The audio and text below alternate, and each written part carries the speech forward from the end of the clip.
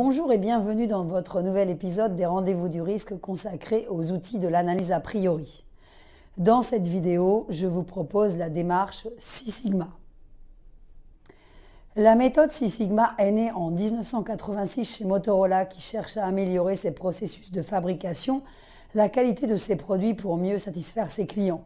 La méthode prend ses marques dans les années 90 après que General Electric a décidé de l'appliquer et de l'améliorer. Aujourd'hui, toutes les entreprises industrielles ou services peuvent bénéficier des apports de la méthode Six Sigma. La méthode doit son nom au niveau de variation statistiquement acceptable qu'elle vise, soit 3,4 défauts pour 1 million d'unités produites. L'atteinte de ce seuil des Six Sigma est donc l'objectif principal et la démarche Six Sigma propose les outils pour y parvenir. Le Sigma est le niveau de performance, ils sont au nombre de 6 dans la méthode Six Sigma, classés selon le nombre de défauts par million, DPMO. Accroître la satisfaction client, c'est l'objectif ultime découlant des 3 premiers cités. Les clients sont définitivement au centre de la démarche qualité de la structure. Les habitudes et pratiques de travail vont être parfois bouleversées pour servir des actions d'amélioration des processus pour la satisfaction du client. Il convient d'encadrer la variabilité des facteurs influents de la qualité au sens du client dans les limites de l'acceptable et d'éliminer définitivement les possibilités d'écarts imprévus. Les objectifs pour l'entreprise sont de doter d'actions mesurables et efficaces, de satisfaire les clients, d'impliquer les équipes et bien souvent d'améliorer son image.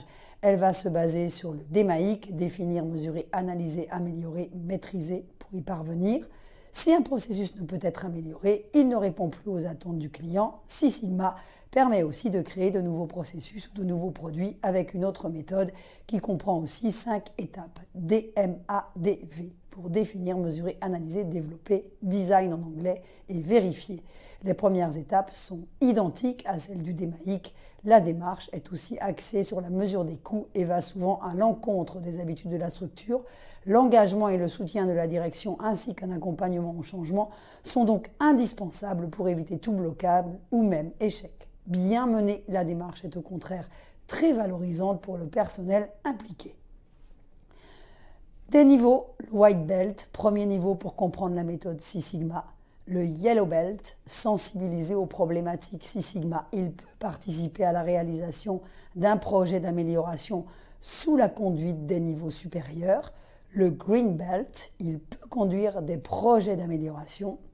Le Black Belt maîtrise très bien la méthode, conduit des projets et forme des Green Belt.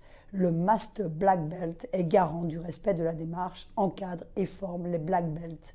Le Deployment Leader ou champion se traduit plutôt en français par directeur du système d'excellence. Il est chargé d'élaborer la stratégie, le contenu des formations, les budgets, etc. En plus du Six Sigma, le Lean permet la maîtrise des gaspillages. En effet, les retouches, retours ou rebuts sont des causes majeures de ralentissement de non-qualité.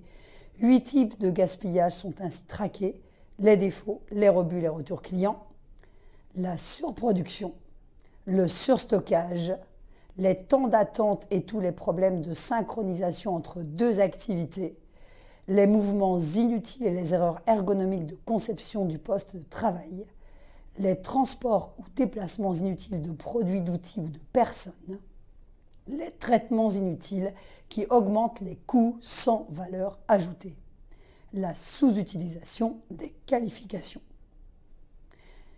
Vous l'avez compris, la rigueur à suivre pour conduire un projet d'une telle ampleur nécessite une solide formation et un solide accompagnement au changement. Merci pour votre attention.